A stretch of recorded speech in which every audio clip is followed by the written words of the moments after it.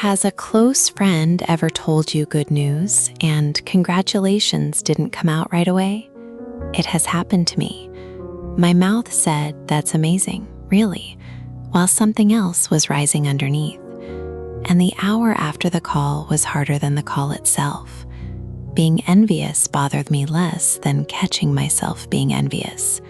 That's what I want to talk about today. Let me start with the shape of it. Catching yourself being envious is harder than the envy itself. You get hit once by the envy, and then again by judging yourself for having felt it. So it lands twice. Today, I want to go through why that happens and what to actually do on a day when the congratulations won't come out easily.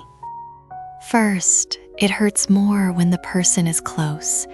Strangers succeeding barely registers, as someone's success story in the news doesn't move you at all. A close friend is different, and not because the friendship is weak. Comparison only works when the conditions are similar. Similar age, similar starting line, similar stretch of years. That's what makes the thought, "I could have been there too," possible to calculate.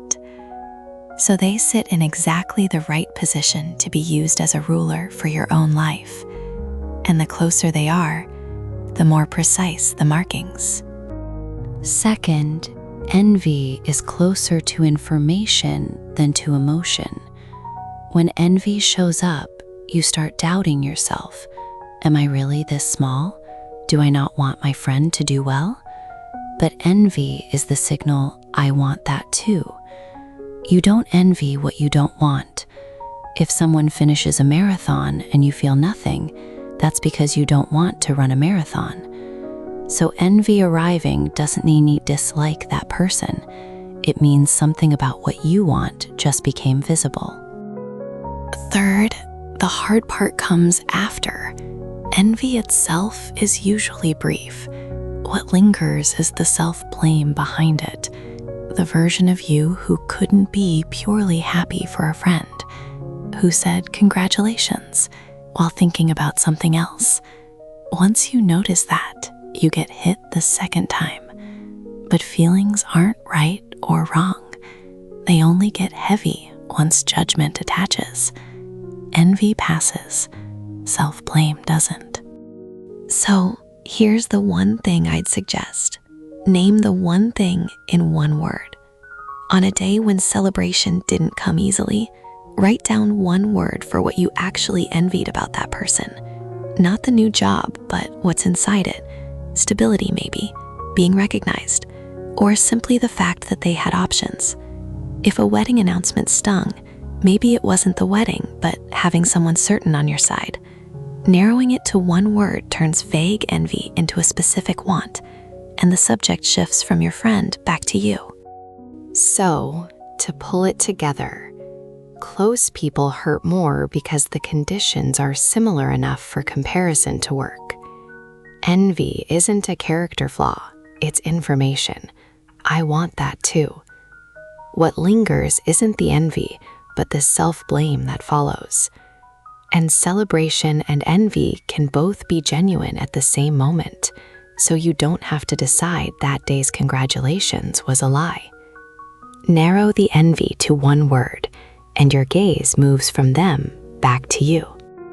One last thing. If you managed, that's great. While everything inside was complicated, that wasn't you faking it. That was you choosing the side that cares about your friend. The choice stands even when your feelings don't fully follow. Sometimes they catch up later. And when they don't, the congratulations isn't canceled. And this is a hard thing to say out loud anywhere, because saying it seems to make you the small person in the story. So most people swallow it alone. There's something I want to say honestly though.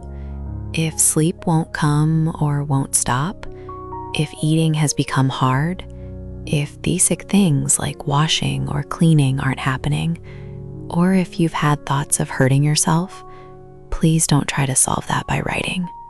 Writing is a tool for sorting your mind. It isn't treatment. that's the point where seeing a professional is the right call. I'm not a mental health professional. I'm just someone who has had nowhere to say things. I'm building an anonymous journaling space called Nameless Forest. No comments, no ratings, just a place to write things down. A place to take out what's hard to say to anyone and show it only to yourself. It's a place where how you feel matters more than who you are. I'll be waiting there.